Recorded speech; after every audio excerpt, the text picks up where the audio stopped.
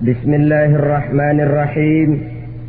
الحمد لله رب العالمين، والصلاة والسلام على أشرف الأنبياء والمرسلين وعلى آله وأصحابه المجاهدين الطاهرين. أما بعد. Saudara-saudara kaum muslimin rahimakumullah. Pada dasarnya agama adalah aturan. Orang yang beragama adalah orang yang hidup memakai aturan. Berbeda dengan undang-undang hukum pada umumnya, maka aturan agama ini tidak hanya berisi perintah dan larangan.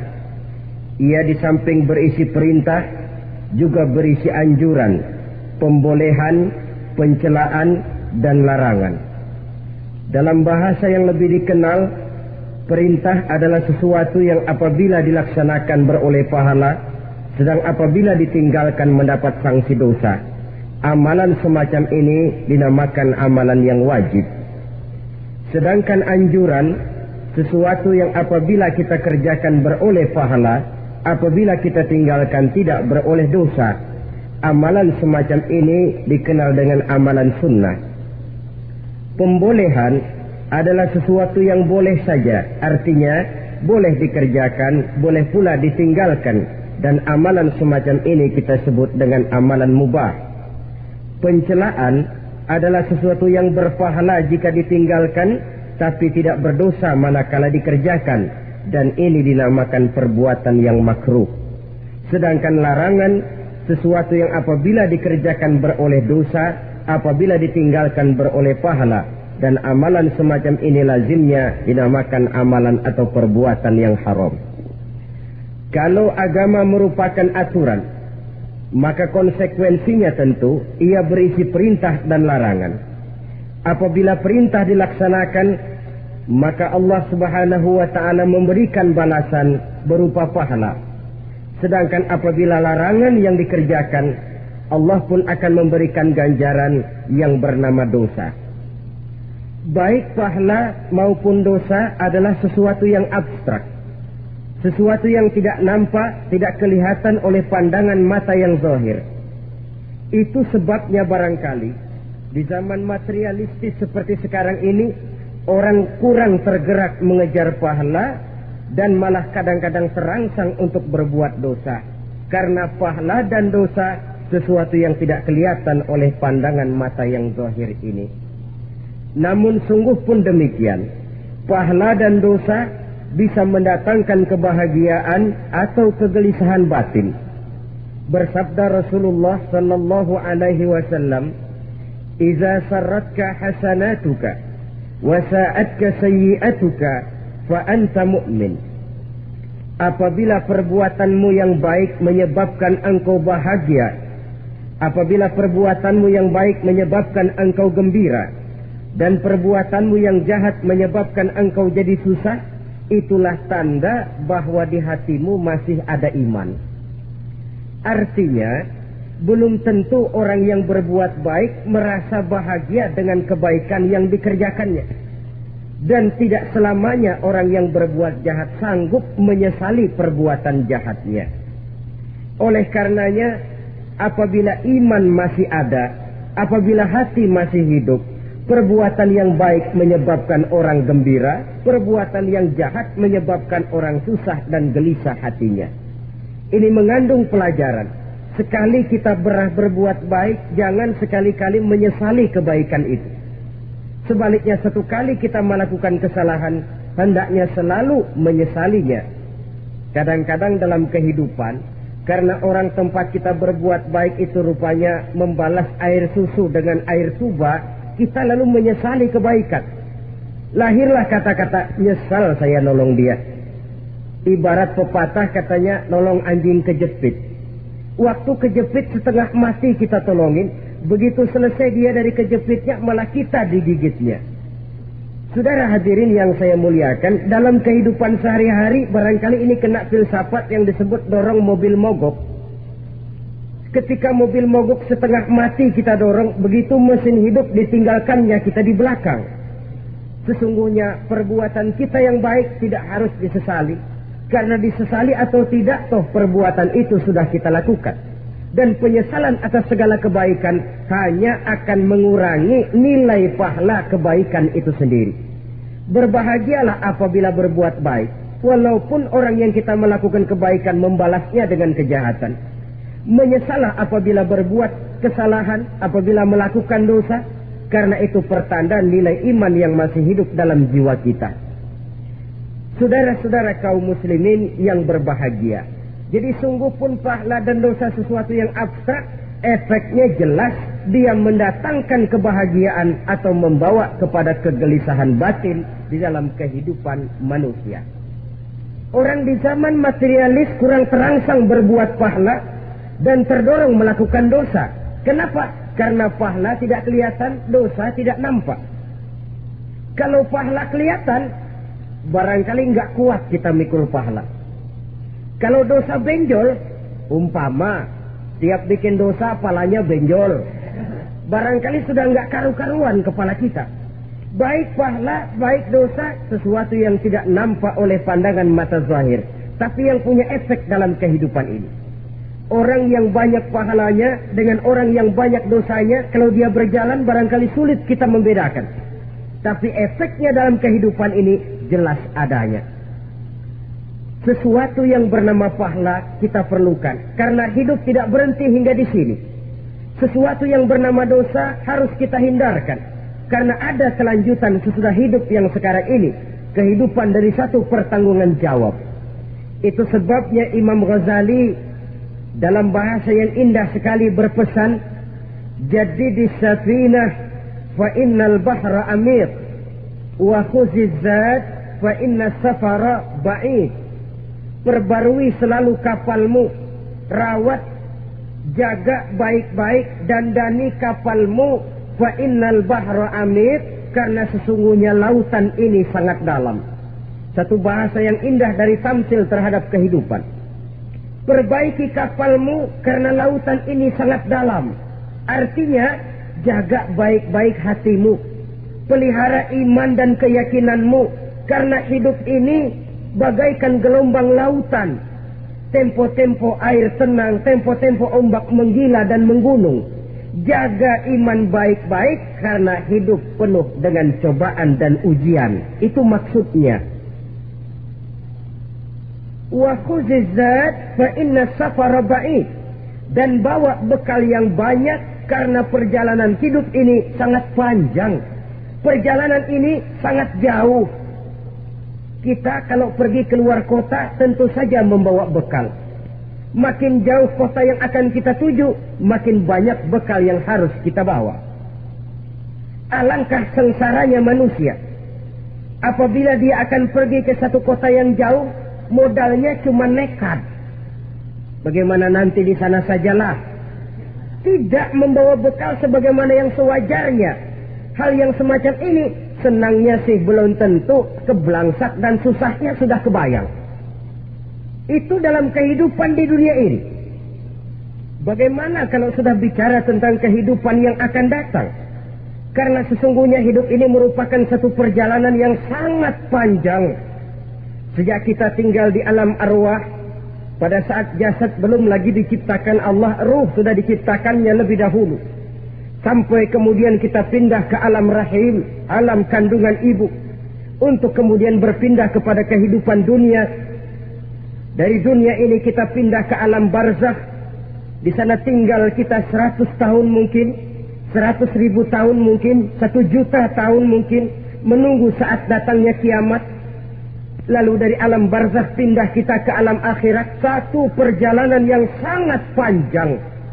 Alangkah malangnya, alangkah sengsaranya jika tahu kita begitu panjangnya perjalanan hidup ini, tidak ada bekal yang kita bawa. Artinya kesengsaraan, kesulitan yang bertali-tali sudah jelas akan menimpa kita. Kalau pergi kita keluar kota membawa bekal uang, membawa bekal makanan, apa bekal yang mesti kita bawa apabila kita kembali ke alam barzakh, kembali ke alam kubur, berkumpul di padang mahsyar di akhirat nanti? Nasi yang mau kita bawa, uang yang mau kita bawa, Tentu tidak lagi, karena kehidupan materialis selesai di atas liang lahat. Bila masuk kita ke liang lahat, disitulah pahala dan dosa memegang peranan yang sangat penting. Maka pada pertemuan malam ini kita akan bicara tentang pahala dan dosa itu. Saudara-saudara kaum muslimin rahimakumullah, yang dinamakan pahala, kata Imam Ali Al-Jurjani dalam kitab At-Ta'rifatnya, ma yastahiqqu bihi ar-rahmatu wal maghfiratu minallahi ta'ala. Sesuatu yang pelaksananya berhak untuk mendapat rahmah dan ampunan dari Allah. Dengan kata lain, nilai pahala adalah akibat dari perbuatan-perbuatan di dalam melaksanakan perintah dan anjuran yang ada di dalam kehidupan agama. Apabila perintah dan anjuran kita laksanakan, nilai pahala itu lalu datang. Nah, nilai pahala dalam Islam, menurut konsepsi Quran, Allah menjelaskan, man ja'a bil hasanati falahu asyru amsalihha. Barang siapa yang datang membawa satu kebajikan, barang siapa yang melaksanakan satu kebaikan, maka dia akan mendapat balasan 10 kali dari kebaikan yang dikerjakannya.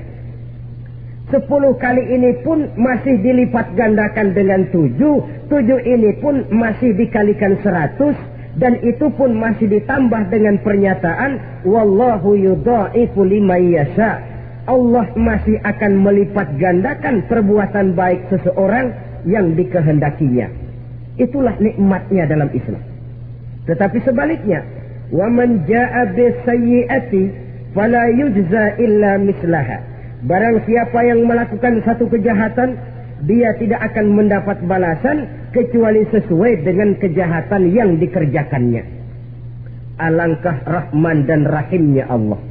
Orang yang berbuat baik dibalas 10, dikali 7, dikali 100, masih dilipat gandakan pula.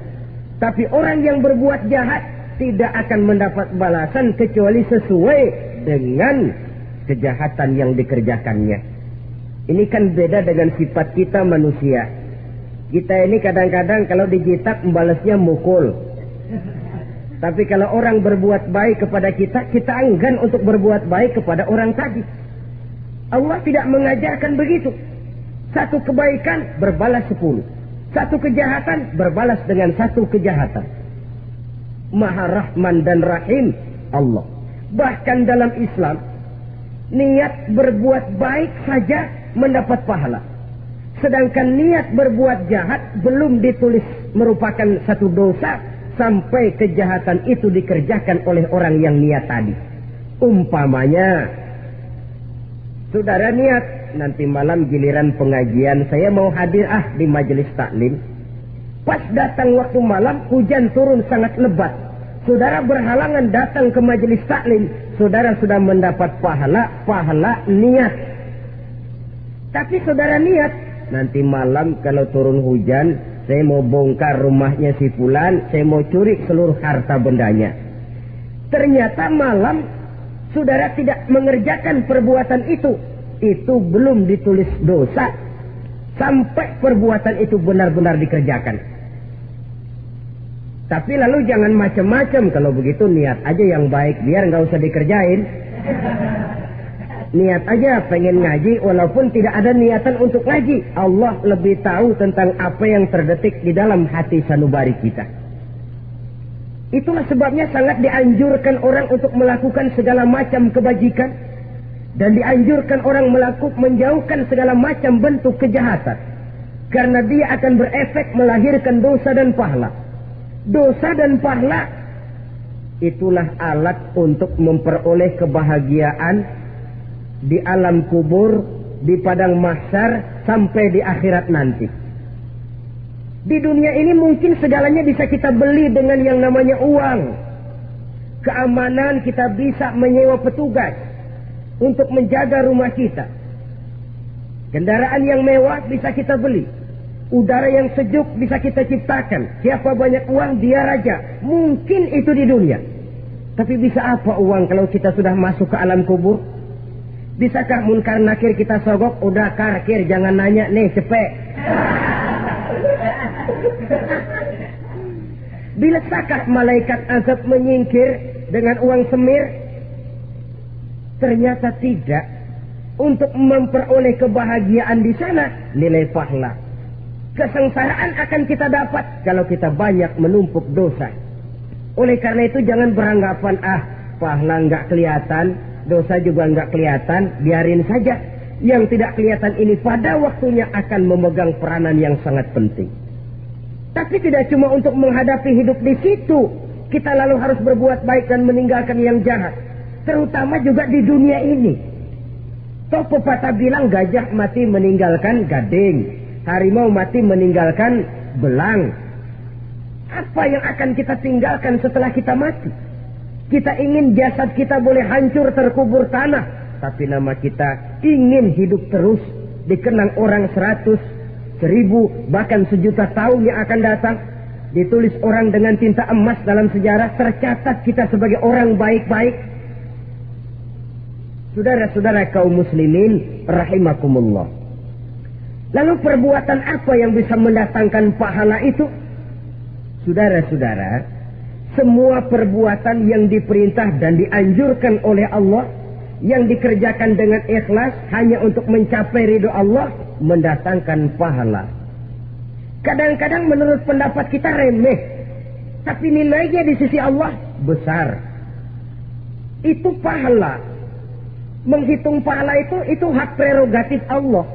Perbuatan yang ringan Allah mau berikan ganjaran yang besar, itu urusan Allah. Misalnya, kata Nabi, la tahqiranna minal ma'rufi syai'an. Jangan kamu menganggap remeh perbuatan baik walaupun kecil.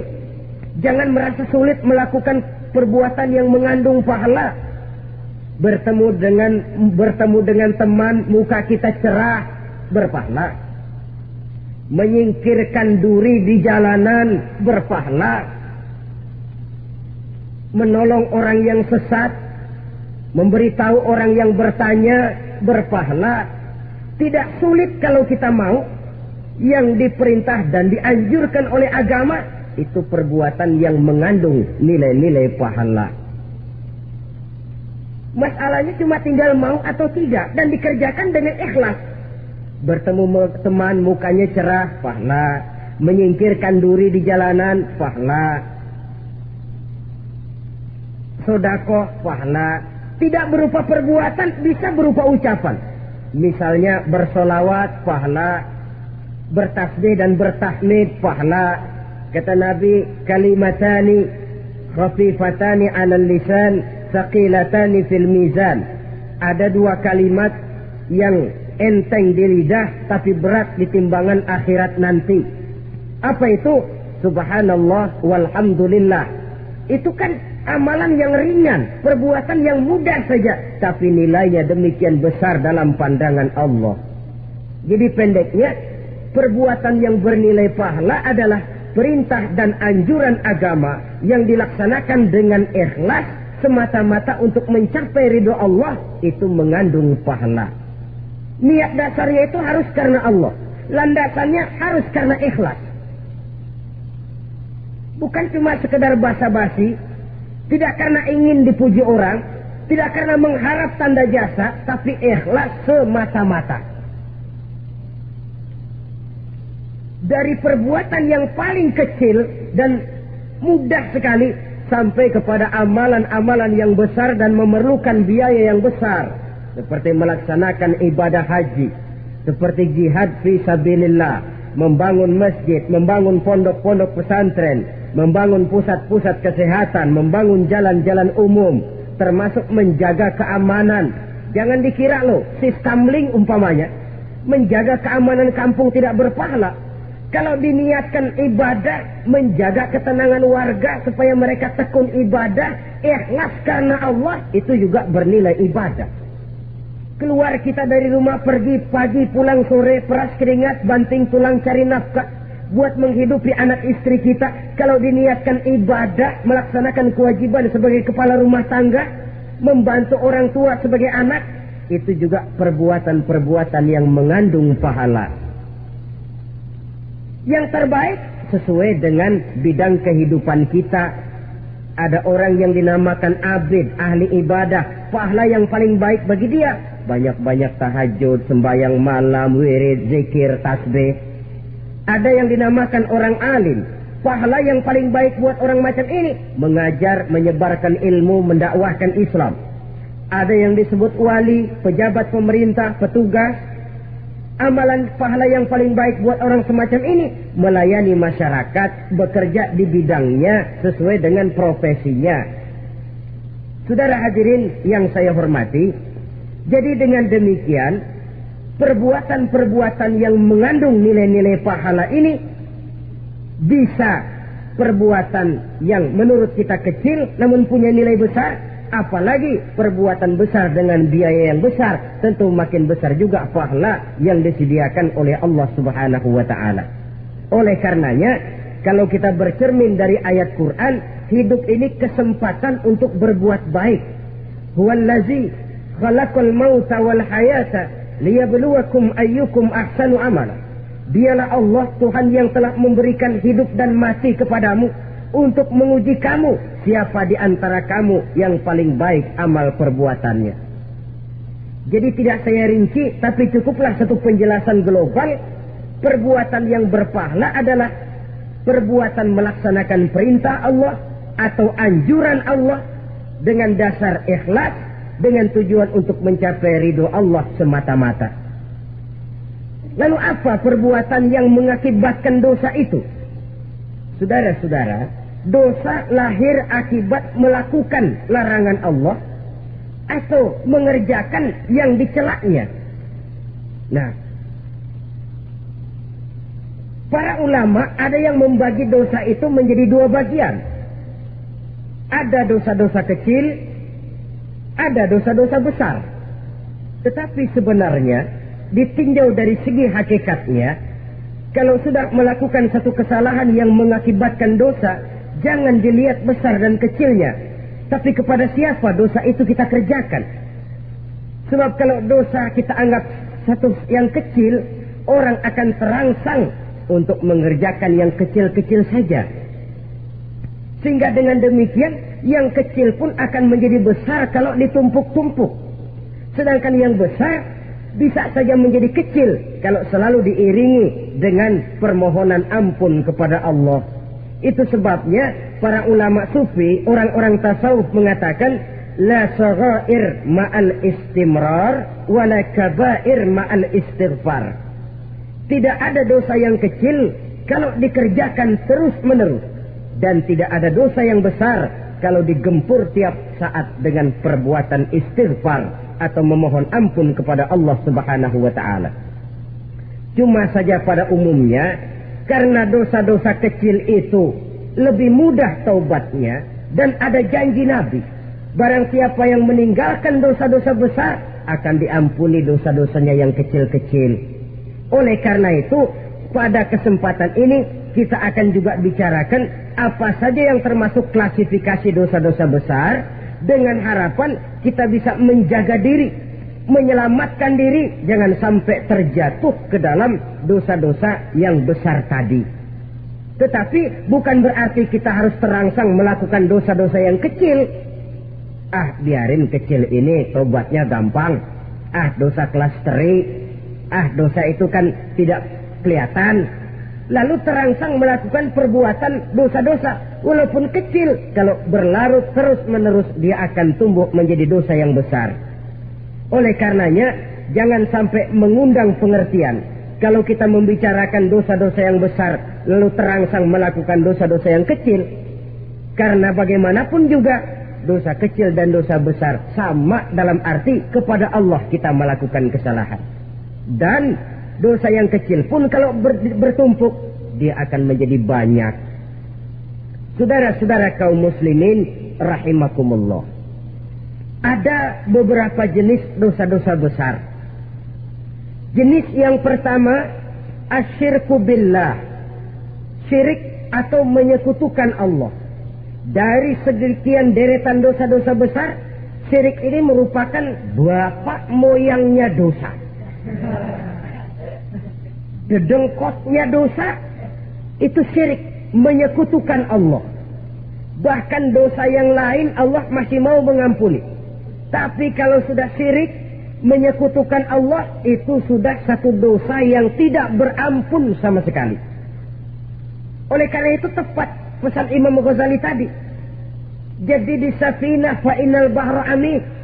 Jaga iman, pelihara akidah, dandani kapal. Karena hidup ini gelombang lautan sangat dalam, hidup banyak cobaan. Di dalam hidup di zaman sekarang ini, saudara bisa perhatikan, di mana tensi ekonomi tinggi, lapangan kerja sulit, persaingan hidup makin tajam, sifat egois dan individualis tumbuh di mana-mana. Rasa solidaritas sosial menurun, sifat gotong royong musnah. Orang mudah potong kompas, potong jalan. Ingin cepat kaya, ingin cepat naik pangkat, ingin dapat kedudukan. Kadang-kadang akidah pun terjual, akidah pun musnah. Jatuh ke jurang syirik pun tidak jadi soal. Itu yang kita khawatirkan. Kalau dosa-dosa yang lain Allah masih mau mengampuni, tapi kalau sudah jatuh kepada syirik, Allah sama sekali tidak akan memberikan ampun. Dalam kaitan dengan ini barangkali tepat sinyalemen Imam Ali itu. Andai kata kemiskinan merupakan satu kepribadian, saya akan membunuhnya lebih dahulu.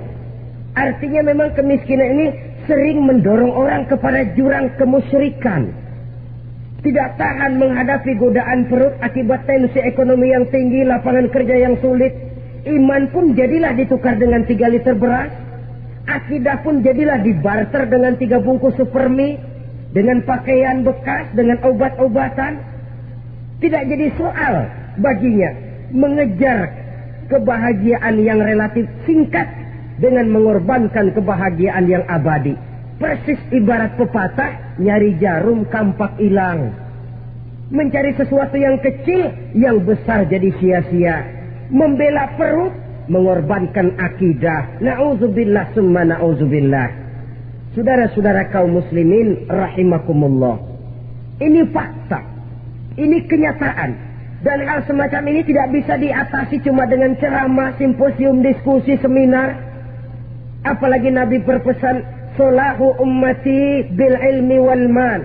Umatku hanya bisa menjadi baik akidahnya dengan ilmu dan harta. Itu bahasa Nabi. Kalau bahasa kita sekarang, dengan ekonomi dan pendidikan. Ilmu, pendidikan, ekonomi, harta. Tanpa itu sangat besar kemungkinan kita bisa menjual akidah terjerumus di lembah kemusyrikan. Maka terutama kepada saudara-saudara saya, muslimin yang terpencil jauh dari kota-kota besar, yang kadang dalam kehidupan seharinya imannya sering digoda oleh supermi, akidahnya sering ditantang oleh pembagian beras, pakaian-pakaian bekas, obat-obatan dan sebagainya. Jaga dan bentengi akidah kita. Lebih baik nyawa berpisah dari badan, asal iman jangan berpisah dari hati. Kepada adik-adik saya para remaja, para pemuda di kota-kota besar yang iman dan akidahnya sering ditantang dengan minuman-minuman keras, fasilitas-fasilitas yang menghanyutkan, yang secara terarah dan praktis sedikit demi sedikit menggiring kita untuk keluar dari nilai-nilai akidah. Hati-hati, jaga baik-baik, sebab intan paling mahal, mutiara paling berharga, tidak lain nilai iman ini. Tergelincir kita daripadanya, jatuh ke lembah kemusyrikan, jatuh ke satu dosa yang teramat besar, yang Allah tidak akan pernah memberikan ampun lagi. Ini dosa besar yang pertama.